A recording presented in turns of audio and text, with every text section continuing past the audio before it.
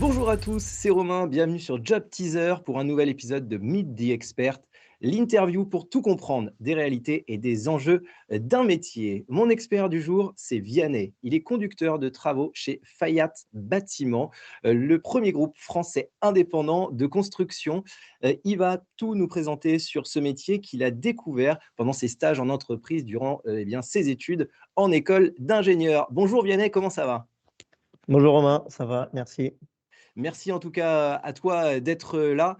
Avant de rentrer dans le vif du sujet et que tu nous présentes ton métier, parlons un petit peu de toi. Et tout d'abord, est-ce que tu peux nous parler de ta formation et de tes expériences professionnelles? Oui, bien sûr. Alors moi, j'ai fait une école d'ingénieur assez classique qu'on appelle post-bac, donc en 5 ans après le bac, voilà, qui s'appelle l'EPF de Sceaux. Donc c'est une école généraliste. J'ai choisi ce type d'école parce que en sortant du bac, je ne savais pas encore exactement sur quel domaine d'ingénierie je voulais me tourner. Et donc je voulais me laisser la chance, pardon, de découvrir un peu voilà, tous les domaines. Que ce soit construction, management, énergie, etc. Et c'est en effet mes deux stages donc de quatrième et de cinquième année qui m'ont permis de goûter à ce domaine de la construction et du bâtiment, et puis ensuite de concrétiser ce souhait de vouloir faire partie de cette grande famille du bâtiment. Voilà, ce qui m'a amené Et, à candidater chez Faya. et donc professionnellement, tu as débuté chez Fayat Ouais, mon premier CDI a été chez Faya, exactement. Mm. et donc là, c'est ton deuxième contrat, on pourrait dire? C'est mon premier contrat, enfin, c'est mon seul contrat en CDI. Après, c'est mon troisième chantier. Ouais, Ok, ça voilà. marche, super. Et est-ce que tu peux m'expliquer un petit peu comment toi, tu as découvert ce métier? On en parlait tout à l'heure, c'est grâce à tes différents stages. Ouais, exactement. Donc, en fait, alors moi, je dirais que c'est en 3 étapes que je suis arrivé à vraiment définir mon souhait d'être dans le bâtiment. La première, ça a été à travers mon stage ouvrier, donc que j'ai fait, pendant mon école d'ingénieur. C'est vraiment une approche, très terrain, c'est le but du stage. Voilà, j'étais sur le chantier des Halles à Paris avec la canopie, et cetera. Mmh. Voilà, donc là, j'étais vraiment, entre guillemets, ouvrier avec les ouvriers, je tirais des câbles dans les souterrains, et cetera. Ensuite, j'ai eu 2 autres stages, dont le stage de fin d'études, qui, pour le coup, était vraiment, plus dans la peau d'un conducteur de travaux, junior, mais voilà, dans le but d'apprendre ce métier. Et c'est là où j'ai découvert un peu toutes les contraintes techniques, et puis même voilà, techniques, et puis le côté humain surtout, de ce métier, et qui m'a décidé, de façon définitive à vouloir être conducteur de travaux, ouais. Très bien. Tu nous as dit que tu avais fait une école d'ingénieur. Est-ce que, ce sont les études un petit peu, basiques pour être, conducteur de travaux comme tu l'es? Quelles sont les études sinon qui mènent, à ce poste-là? La voie d'ingénieur, enfin le parcours d'ingénieur, c'est vraiment la voie basique, comme tu dis. Après, on peut arriver au poste de conducteur de travaux par plein d'autres chemins possibles. Voilà, après, on peut même y arriver en étant pas diplôme, enfin, sans faire d'études après le bac, ou un bac plus 2. Après, ça prendra peut-être plus de temps, où on passera par une étape supplémentaire qu'on appelle, nous, assistant conducteur travaux. On peut même y venir depuis une formation de chef de chantier. Voilà, il y a vraiment plein de possibilités pour arriver à conducteur travaux. Après, entre guillemets, la plus simple, c'est l'ingénieur. Et ce que tu disais aussi au cours de tes stages, l'important aussi, ce qu'on apprend beaucoup, c'est sur le terrain, quoi. Ouais, ouais, ouais. C'est d'ailleurs pour ça qu'on peut y arriver par plein de chemins différents. C'est que, en fait, le diplôme d'ingénieur, ça nous permet d'avoir un socle assez complet de compétences informatiques, d'avoir voilà, des premières compétences techniques dans le domaine du bâtiment. Mais 90% de ce qu'on apprend, c'est sur le terrain, et c'est au fur et à mesure de notre carrière, si j'ai envie de dire. Alors parle-nous un peu plus précisément de ce métier. Quel est ton rôle en tant que conducteur de travaux? Alors, la définition, s'il y a une définition, c'est de mener à bien un chantier, une opération, on appelle ça, de A à Z. Donc, de A à Z, ça veut dire quoi? Ça veut dire, enfin, un chantier, c'est découpé en plusieurs étapes. Donc, on a une première phase d'étude, Voilà, on apprend à connaître le chantier, à connaître les intervenants du chantier, les architectes, le client, ceux qui ont conçu le chantier, les bureaux d'études. Donc là, c'est plus entre guillemets au bureau que ça se passe. Voilà. Ensuite, au fur et à mesure, on s'accompagne de partenaires. Donc là, on consulte des entreprises spécialisées pour l'électricité, la plomberie, etc., en fonction de notre rôle sur le chantier. Et puis la dernière phase du chantier, c'est la phase d'exécution. Alors toutes ces phases sont un peu superposées forcément dans le temps, mais c'est la phase d'exécution. Et là, c'est là où on fait les travaux et on exécute les plans qu'on a élaborés. Et puis à la fin, il y a la réception, si tout se passe bien.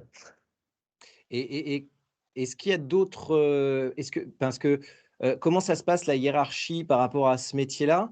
Est-ce qu'il y a d'autres, postes, au-dessus de ce et en dessous de ce métier-là? Alors, en dessous, il y a celui d'assistant conducteur travaux. D'accord, Comme je disais, quand on vient d'un cursus en bac+2, par exemple. ouais, Et après, au-dessus, ouais, il y a il y a de nombreux postes. Forcément, il y a le grand patron, mais entre les deux, il y a, donc on appelle ça ingénieur principal. d'accord, Donc, comme je vous expliquais tout à l'heure, dans un chantier, il y a plusieurs lots. Donc, l'eau électricité, l'eau plomberie, etc., etc. Chez Faya, on a la chance d'être pas sectorisé. Donc, dans tout l'ensemble de notre carrière, on va être amené à faire un peu de tous les lots, ou même au sein d'un chantier, en fonction de la taille du chantier et puis de ses caractéristiques, on peut gérer plusieurs lots et puis changer de lot. Et en fait, quand on est ingénieur principal, on gère plus de lots forcément et on devient responsable de conducteur de travaux. Et puis après, au-dessus, d'accord. on augmente encore et puis on passe directeur.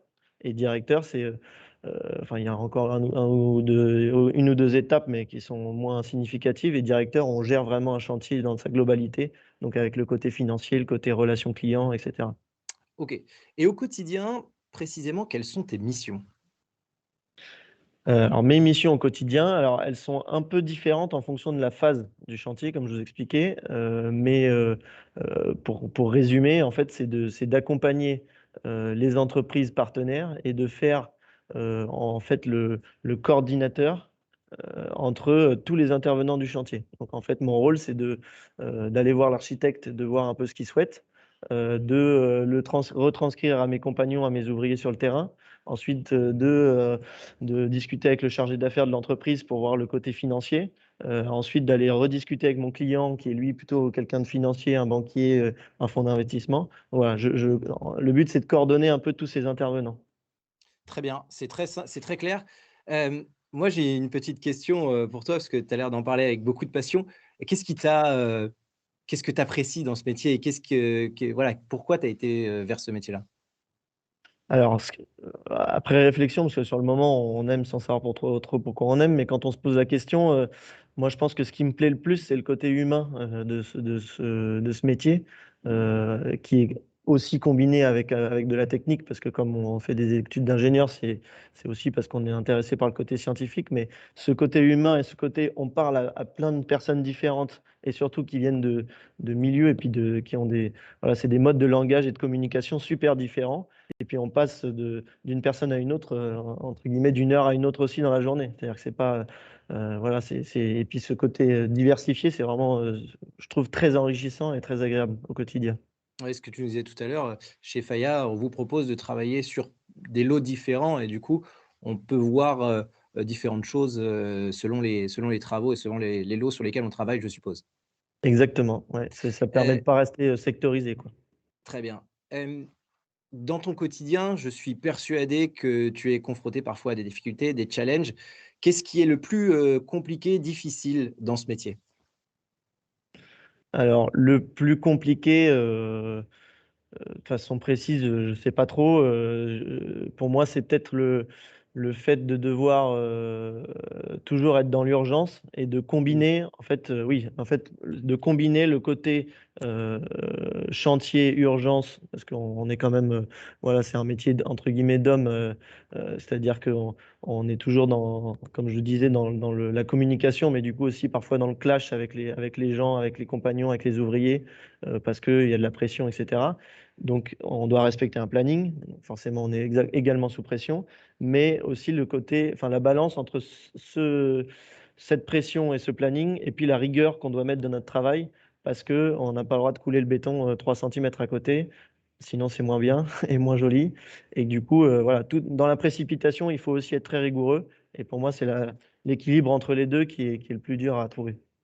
Et on l'a vu, hein, ces dernières années, parfois effectivement, il y a des choses à gérer comme des choses qu'on ne peut pas gérer, comme le covid, par exemple. C'est des choses qui ont été difficiles, à gérer? Oui, forcément, forcément. Après, comme je pense dans tous les métiers, et puis tout le monde a eu du mal à gérer ce Covid parce qu'on s'y attendait pas. Nous, sur notre chantier précédent, le chantier de Rio, bah, on a dû avoir un arrêt de chantier pendant le premier confinement, chose qui a été compliquée forcément en termes de planning et puis de gestion du chantier à gérer. Donc, ouais, ouais, ça n'a pas été évident. Le Covid, ça n'a pas été évident. Tu parlais de Rio, on a préparé, cette émission un petit peu, avant. Je crois que ça fait, partie ce chantier-là, de tes succès, en tout cas des choses positives qui sont arrivées dans ta carrière. Parle-nous-en un peu plus de ce chantier. Ouais, alors le chantier de Rio, donc c'est un chantier de rénovation lourde, de restructuration dans le 8e à Paris. Donc c'est un chantier, enfin un immeuble de style haussmannien qu'on a complètement remodulé. Donc on a refait les noyaux. Donc les noyaux, ce qu'on appelle les noyaux, c'est tout ce qui est accès, ascenseur, escalier. On a refait tout à neuf à l'intérieur, la technique, la décoration. Et puis on a créé des niveaux de sous-sol. Donc on a creusé sous le bâtiment pour venir faire des zones d'auditorium, de foyers, de restaurants d'entreprise, etc. Donc ça, c'est pour la description générale. Et après, ce que j'en ai pensé, oui, ça a été un succès parce qu'on a réussi à le livrer. Donc forcément, quand on arrive au bout et que surtout que tous les intervenants, y compris nous, sont satisfaits du résultat, bah forcément, c'est une grosse satisfaction personnelle et puis d'équipe parce que c'est un métier d'équipe. Le bâtiment, on peut pas le faire tout seul. Mais après, ça a aussi été pas mal de difficultés, d'où la satisfaction encore plus grande. C'est que plus c'est dur, plus à la fin on est content d'y arriver et que tout le monde soit satisfait, quoi. Ça fait partie d'un des plus grands succès, en tout cas, c'est ce que tu nous as confié. À l'inverse, est-ce que tu as un échec? Est-ce que tu as quelque chose qui t'a permis de te construire aussi dans ta carrière? Bah, ouais, ouais, bah, en fait, bon, ma carrière, si on peut appeler ça une carrière, elle est super courte, donc parce que je débute. Mais du coup, ce chantier de Rio, sur lequel les lots sur lesquels j'étais affecté, c'était les lots techniques, on appelle ça. Donc c'est tout ce qui est clim, plomberie, etc. Et en fait, au cours de ce chantier, on avait un partenaire qui nous a accompagnés dans ces lots, hein, une entreprise spécialisée. Et ça a été assez compliqué de finir ce chantier avec eux dans les temps, de manière cordiale. Et, euh, et du coup, ouais, ça a été compliqué. On a été obligé entre guillemets, avoir recours à ma hiérarchie pour m'aider à venir à bout de ces lots et de cette entreprise. Donc, ça a été pour moi, de façon personnelle, assez dur à vivre. Ouais. Mais après, Et voilà, on a réussi. et qu'est-ce que tu en tires, de positif de cet échec ou cette période un peu plus compliquée? Bah, ce qui a été agréable pour moi, c'est que sur le moment, c'est compliqué, mais quand on prend du recul et qu'on voit qu'on a réussi et que ça a fonctionné, bah, en fait, on essaie d'en retirer que le positif et puis on essaie de réfléchir à comment ça a été géré ce sujet-là. Et du coup, bah, moi, personnellement, si cette situation se réitère sur une nouvelle opération, bah, j'aurai forcément cet historique et ça m'aidera à gérer la situation. Dans ce métier-là, est-ce qu'on entend des stéréotypes? Quels sont les stéréotypes qu'on peut entendre sur ton métier, sur le métier de conducteur de travaux? Alors des stéréotypes, je pense qu'il doit y en avoir pas mal, hein, comme dans Ouais. tous les métiers. Moi, ce que j'ai entendu, en tout cas de mes copains, collègues, ingénieurs, c'est que c'est un métier, pas très technique. Voilà, nous, tu fais un bac+5 dans des études scientifiques, il y en a beaucoup qui sont très accrochés au côté technique et moi y compris. Et c'est souvent réputé comme quelque chose de pas très technique, ce qui est à mon sens, assez faux. Voilà. OK, ça marche, mais c'est plutôt logique. Il faut faire des études d'ingénieur tout de même, donc oui, il faut de la réflexion. Ouais. Hem, qu'est-ce qui rend, un petit peu ton secteur d'activité, unique? Tu nous parlais tout à l'heure du côté humain de ce métier. Oui, bah, pour moi, c'est pour moi, c'est la caractéristique unique de ce métier. Après, il y a d'autres métiers où il y a d'autres points communs, etc. Mais surtout par rapport au métier d'ingénieur, je ne connais pas beaucoup, enfin très peu de métiers où on est autant en contact avec les autres euh, et puis avec des gens différents. Et c'est aussi le métier où on est autant à l'extérieur et puis dans le mouvement, dans l'activité, dans la communication et dans l'action en fait. Voilà, c'est ça qui pour moi est vraiment bien. Justement, pour accéder à ce métier, on parle souvent des hard skills et des soft skills. Quels sont les hard skills et les soft skills, qu'il faut avoir pour, eh bien, travailler en tant que conducteur de travaux? Alors, pour moi, les hard skills qu'il faut avoir, ils sont pas très nombreux. D'accord. Heu alors, il faut quand même, comme je disais, avoir une base de connaissances techniques, de bureautique, j'ai envie de dire, d'informatique, d'Excel, voilà, de gestion, même une base de gestion financière, voilà, comment on gère un tableau, un suivi, et cetera.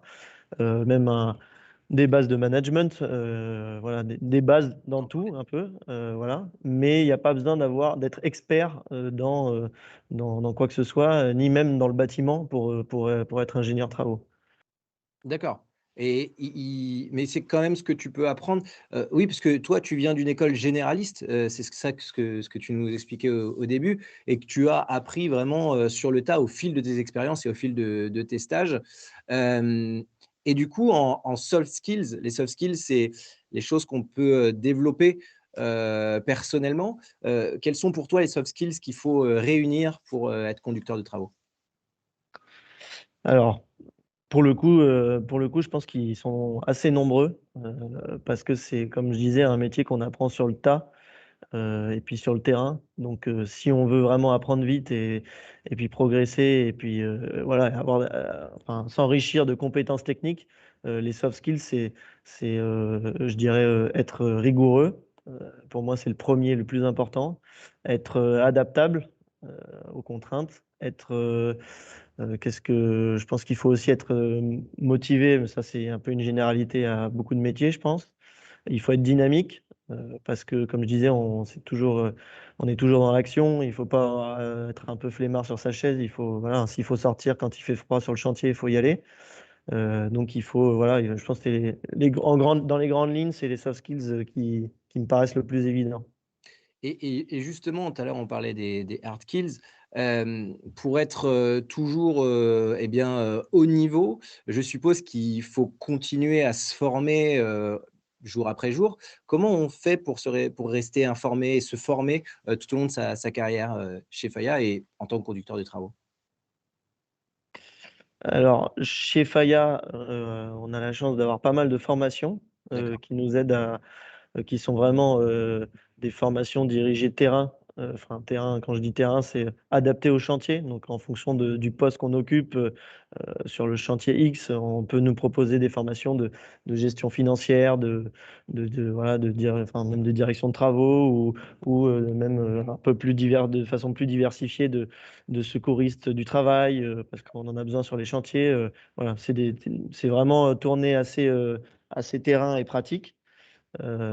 Et après, bah, c'est un peu ça rejoint ce qu'on disait tout à l'heure, mais c'est vraiment sur le chantier, en fait, chaque chantier, on découvre des nouvelles contraintes et qui dit nouvelles contraintes dit, on s'informe, on se renseigne, on on s'accompagne d'entreprises partenaires qui sont spécialisées, mais du coup, qui sont spécialisées dans les différentes contraintes de chaque chantier. Donc ça nous permet de découvrir parfois de nouvelles choses, de nouvelles méthodes de construction, de nouveaux matériaux, et puis du coup, c'est au fur et à mesure de la carrière qu'on apprend à se former, quoi. Enfin, qu'on se forme et qu'on apprend.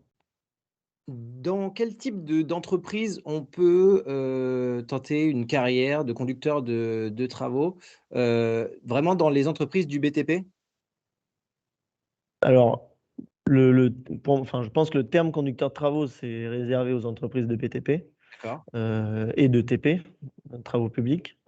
Après, On peut faire ce métier sous différentes formes et différents noms, mais ça, qui se ressemblent de plus ou moins de près ou de loin, au final, dans pas mal d'endroits. On peut, bah, comme je disais, travailler dans des entreprises pardon, spécialisées dans un domaine ou dans un autre, donc en clim, en maçonnerie, voilà. Donc ça reste à peu près le même métier, sauf il est très ciblé. Et après, on peut aussi travailler dans des entreprises beaucoup plus larges et grosses. Je dis n'importe quoi. À la SNCF, travailler il y a forcément des conducteurs de travaux qui construisent les voies de chemin de fer et qui assistent aux travaux ou dans plein d'autres entreprises comme ça. Justement, parlons maintenant un petit peu évolution de ce métier, évolution du secteur. Est-ce que toi, dans ton expérience, tu vois des défis auxquels va être confronté ton métier dans quelques années? Alors pour moi, le défi principal de notre métier, puisque c'est un métier de terrain et qui dit terrain dit compagnon, ouvrier, dit forcément des gens pas tout le temps très qualifiés. Le défi, c'est de numériser ce métier encore plus. Alors, on est déjà bien numérisé, nous, dans le métier de conducteur de travaux, on utilise les tablettes, les logiciels, l'ordinateur, etc. Mais sur le terrain, pour moi, ça manque encore d'outils numériques parce que les ouvriers ou les compagnons ne savent pas forcément s'en servir. Et pour moi, le fait d'avoir un chantier global en numérique, la clé des années à venir, quoi, et du futur. La numérisation donc. Tu nous en parlais, tout à l'heure un petit peu avec les différents, métiers. Quelles sont les différentes étapes pour faire évoluer sa carrière quand débute, en tant, bah, voilà, que conducteur de travaux? Tu peux nous reparler des différents, postes? Ouais, alors, comme je disais, conducteur de travaux, en fonction, bon, après, ça varie un peu en fonction des types de chantiers, même des régions parfois. Mais quand on est conducteur de travaux de base, on s'occupe d'un lot ou de plusieurs lots. Et puis ensuite, quand on monte dans les responsabilités, on s'occupe un peu plus du côté financier. Donc, on passe ingénieur principal, puis chef de groupe et directeur de travaux. Donc là, on dirige vraiment une opération de A à Z. Donc ça, c'est l'évolution logique dans une entreprise de bâtiment. Et après, quand on est conducteur de travaux, on peut aussi aller diversifier dans des métiers qui se ressemblent de près ou de loin, mais qui sont quand même très liés à celui du bâtiment, qui sont aller dans des entreprises de maîtrise d'ouvrage ou de maîtrise d'œuvre. Maîtrise d'ouvrage, c'est plus du côté client du bâtiment, mais au final, c'est quand même très lié au chantier. Et la maîtrise d'œuvre, c'est ceux qui, soit c'est des bureaux d'études spécialisés qui aident à faire les conceptions de bâtiments, soit c'est ceux qui, entre guillemets, supervisent les opérations, qui font le lien entre nous, entreprises, et puis maître d'ouvrage. D'accord, et en parlant d'évolution, en parlant un petit peu de toi, comment tu te vois dans 4, 5 ans? Comment tu te vois évoluer dans ta carrière? Bah, à court terme, d'ici 4 5 ans, je me vois évoluer de façon pour l'instant assez classique, tant que je me plais et que j'ai pas estimé d'avoir fait le tour de toutes les compétences techniques d'une opération. Voilà, moi aujourd'hui, j'ai la chance de faire, c'est ma troisième opération. J'ai déjà fait les lots qu'on appelle architecturaux, les lots techniques. Là, c'est l'opération que je démarre, je fais du gros œuvre, donc tout ce qui est structurel. Et après, donc, je commencerai un peu à avoir fait le tour des compétences techniques. Après, il faudra l'évolution logique et que je passe principal, puis dans un futur plus ou moins éloigné, directeur de travaux et responsable d'un petit chantier. Pour l'instant, c'est ça qui me tente bien. Ça marche. Justement, il y a beaucoup de personnes qui doivent nous regarder et qui sont intéressées par ce métier. Est-ce que toi, tu aurais, un conseil pour, ceux qui souhaiteraient se lancer dans ce métier de conducteur de travaux? Un conseil, ouais, j'en ai plein des conseils. Le seul conseil à suivre, c'est ne vous posez pas la question de savoir si vous êtes ingénieur, pas ingénieur, si vous avez fait une école de commerce, si vous êtes cuisinier ou je ne sais quoi. Si vous êtes vraiment motivé par ça et que ça vous tente vraiment, je vous conseille de tenter l'expérience, par contre de vous motiver parce on se lève tôt, voilà, parfois on est dans le froid, voilà, faut pas avoir peur d'y aller. Mais si on n'a pas peur d'y aller, on apprend très vite et on est rarement déçu. Voilà. Eh ben, merci beaucoup. Dernière question, last but not least, est-ce que vous recrutez chez Faya en ce moment? Ouais, je sais qu'il y a, alors je suis pas RH, mais on en entend pas mal parler quand même. Je sais qu'il y a beaucoup de recrutements. De mémoire, on recrute environ 150 personnes par an, donc dans toutes les divisions mélangées, parce qu'on est sur toute la France, et puis plein de domaines différents. Et puis je sais aussi qu'on recrute beaucoup de stagiaires et d'alternants. Nous, sur les chantiers, on en a tout le temps besoin. On en a tout le temps entre guillemets, qui tournent, parce que c'est des stages de 6 mois ou d'1 an, alors que nos chantiers durent plutôt 2 ans. Mais ouais, ouais, je sais qu'il y a pas mal de recrutement. Ouais, Bon, eh ben super. Merci beaucoup en tout cas Vianney, d'être venu, pas de problème. nous parler sur ce Midi Expert de ce joli métier qui est conducteur, de travaux chez Faya Bâtiment. Merci à vous d'avoir suivi cette émission. N'hésitez pas à liker, commenter et partager, cette vidéo sur YouTube et les réseaux sociaux. Merci encore, Vianney, Pas de problème. et on se donne, quant à nous, rendez-vous très bientôt pour un prochain numéro de Midi Expert, évidemment sur Job Teaser.